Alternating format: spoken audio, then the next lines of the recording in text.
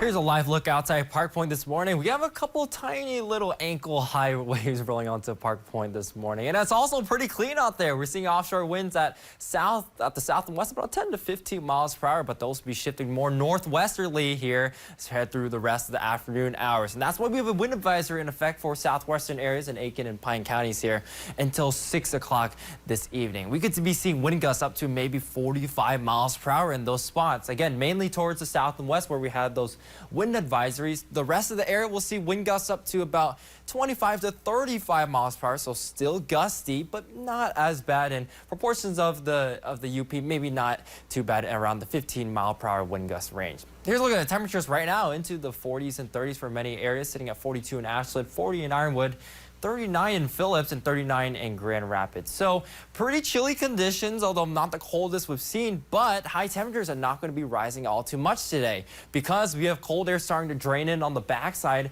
of the lows out in Lake Superior right now.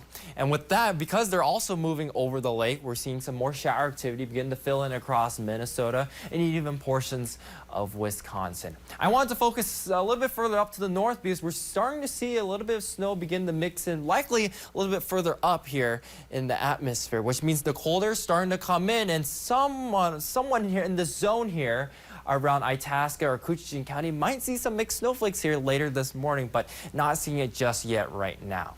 Now for today, again, high temperatures into the 40s, so not rising all too much today thanks to northwesterly winds and lots of clouds. For Wisconsin, it'll be a tad bit warmer into the upper 40s for Superior, Washburn, as well as into Ashland, but otherwise more 40s are in store. Heading into tonight, we'll cool down into the 30s. A band of lake effect rain that will likely develop somewhere in the zone from Ashland County heading into parts of Gogebic County. And then we could see some enhanced rainfall from Lake Superior. For Minnesota, we'll see a few more mixed snowflakes, mainly again across maybe the Iron Range or across the higher elevations of Lake and Cook counties with lows into the 30s. So timing everything out here from today heading into Thursday, will be mostly dry this morning, but with showers developing mainly across Minnesota.